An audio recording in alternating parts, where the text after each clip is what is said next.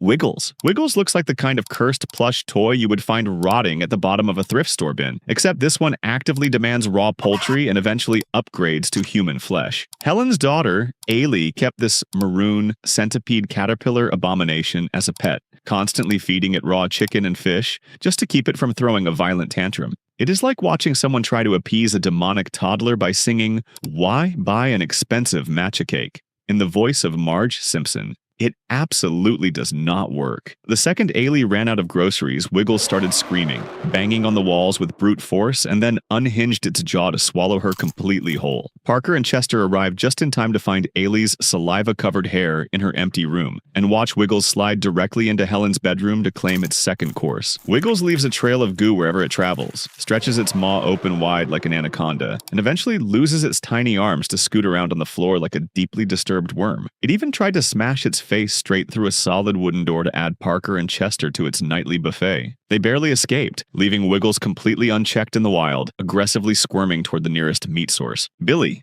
sits in a filthy room, aggressively drooling, sporting wild, stringy hair, and wearing a white shirt with red sleeves. Debbie explicitly warned Parker and Chester through an email that her younger brother had been in a horrible accident and was not right anymore, constantly staring at her through doorways and begging her to come play. Her older brother Ronnie completely dismissed her, insisting Billy was well-fed and fully handled. Ronnie was an absolute idiot. Billy spends his nights banging his head against the wall and violently smashing dinner plates over his own skull, before casually morphing into a terrifying spider pose. Parker eventually found this lengthy humanoid creature hiding beneath a bed, happily devouring Ronnie. Billy sucked Ronnie's leg down like a strand of spaghetti. It was less of a grisly murder and more like a cryptid, placing an order for an Evan burger at a drive-thru, utterly unbothered by the sheer absurdity of the meal. The diet is strange. The absurdly long, stretched-out limbs are worse. But Billy's most unnerving quality is his total, unblinking apathy. He is categorized as a medium threat simply because he is the very first antagonist to actively ignore Parker and Chester. He just sat under that frame, slurping up his older brother's bare foot, completely uninterested in chasing down the cameramen. Imaginary Friend. Imaginary Friend is a remarkably mild title that downplays the invisible nightmare currently living inside Barbara's house. After one of Barbara's children died in a tragic fire, Caleb's entire personality dissolved into pure malice. He started hoarding his mother's undergarments, aggressively fighting classmates, and randomly cutting girls' hair at his school. Parker and Chester showed up expecting a deeply troubled kid, only for Caleb to immediately vomit black goo directly into Parker's face. The vibe in that household was somehow worse than Hank Dingle Schrader's vague, impending doom prediction for February 18th. The real threat was a tall, messy-haired entity in a patterned shirt, black shoes, and jeans, whose neck jutted out at an aggressive, unnatural angle. You absolutely cannot see this thing with the naked eye unless you are Caleb. For everyone else, it only shows up through the night vision lenses on Parker's camera. That is exactly why it earned the name Imaginary Friend, because Caleb was the only person who could see it without any equipment.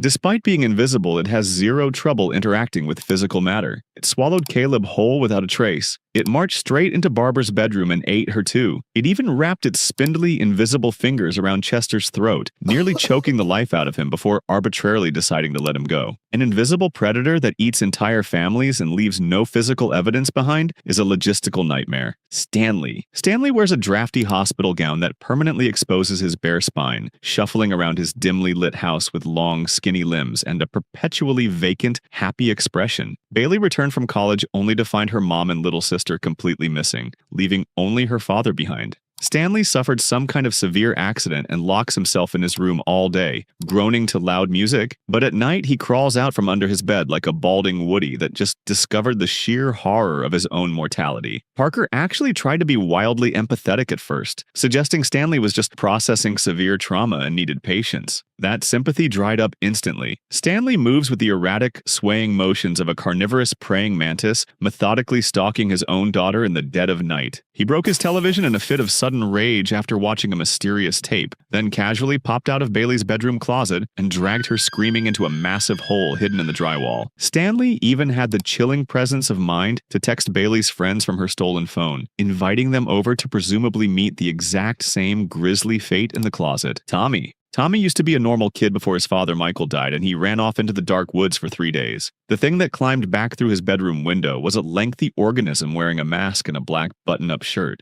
It definitely was not Candace's real son anymore. Every night, Tommy wails in sheer agony as his arms and legs violently elongate, stretching his bones to impossible lengths underneath his comforter. He feeds on moving black meat and dead animals, dragging them home in garbage bags. Chester found several dog leashes stuffed in Tommy's closet, confirming the cat was far from his only victim. But his primary food source is Candace herself. He sneaks into his mother's room, unhinges his jaw to reveal a long, slimy black tongue, and violently jams it directly into her cervical spine to siphon out her cerebrospinal fluid. Candace was basically kept alive as a walking juice box to fuel his massive growth spurts. He can snap his neck 360 degrees, swinging his head around like a medieval flail, staring directly into Parker's camera and giving it the most unhinged cannon hands thirst trap face before destroying the equipment. By his second appearance, Tommy sucked Candace totally dry, turned Aunt Doris into a hollowed-out meat husk, and fully escaped back into the woods. Eugene. Eugene is the textbook definition of a midlife crisis, spiraling into a catastrophic supernatural disaster. Unhappy with his physical appearance, he joined the local men's enhancement club and returned home through the woods as a completely different entity. His charisma vanished instantly. His face was literally peeled back, stretched crudely over his skull, with dead, black, hollow eyes and a poorly made mouth permanently hanging open. He abandoned his humanity entirely to become a sadistic, emotionless architect of human flesh. Killing his victims is only the first step. He actively assimilates them. Eugene is covered head to toe in a gooey, black substance that allows him to slip inside human beings without stress and take control of their bodies. He operated on his own family, peeling the skin and scalp off his daughter to create a wearable husk. When that hollowed-out skin suit begins to swivel and crack on the floor, it is because Eugene is supernaturally constructing bones and nerve tissue inside it. He snoozed straight into that new bodysuit. Watching a decaying surgeon twist his spine backward like a spider, while his poorly stitched face sloughs off onto the basement floor, makes proper conjugation feel entirely irrelevant. He operates from a chained-up, bottomless hole, constantly drafting new body parts onto himself. Forest Creature. Forest Creature skips the elaborate psychological torture completely and goes straight for pure, unadulterated brute force. This pitch-black, malnourished giant lurks deep in the woods behind Chad's house, walking on lanky, crooked limbs in a terrifying quadrupedal sprint. Its pitch-black skin acts as perfect nocturnal camouflage, broken only by bright white eyes and a massive, toothy grin stretched across a twisted, elongated neck. Standing fully upright, this thing is easily over 10 feet tall and possesses strength far beyond human limits. Chester initially caught the monster on camera, violently dragging a screaming woman into the dark tree line. Later, the creature broke directly into Chad's room, killed him effortlessly, and left his mangled body hung up on the wall like a grim hunting trophy. It possesses insane elasticity, stretching its arms and neck to horrifying lengths to reach blindly around a heavy bookshelf. When a terrified stalker woman broke into Chad's house, specifically to hide from it, the creature simply followed her inside through the exact same entrance, snatching her up without a second thought. It even managed to grab Chester, dragging him across the floor and thrashing him around with the kind of casual, devastating power that instantly shatters human bones. The Blast. The Blast operates on a completely different tier of hostility. Most monsters are driven by blind hunger or strange animalistic instincts. This immense, balding humanoid wearing nothing but white boxers and a maniacal smile is purely malicious. He squatted in Amber's deceased uncle's home, heavily implied to be a hyper-intelligent, homicidal stalker who deliberately kidnaps, imprisons, and psychologically tortures his victims before violently ending them. When a captive, helpless girl trapped in the house found one of Chester's cameras and held up a handwritten sign begging for help, the Blast responded. He moved with insane, inhuman speed, violently tackling her to the ground and destroying the camera in one fluid, aggressive strike. It felt exactly like watching that viral video of the anti-ICE protest. Oh, so you support ICE? Just a sudden, brutal, and entirely overwhelming physical shutdown of a helpless target. The Blast stalked Parker and Chester in the pitch-black basement, silently watching them set up their equipment before directly whispering, "I see you," from the shadows. He locked Amber in a hidden room with a mysterious medical IV and an open chest, holding her hostage until she was narrowly rescued. Once Amber moved in with her parents, she blocked both Parker and Chester's numbers and emails entirely, refusing to explain who her uncle even was.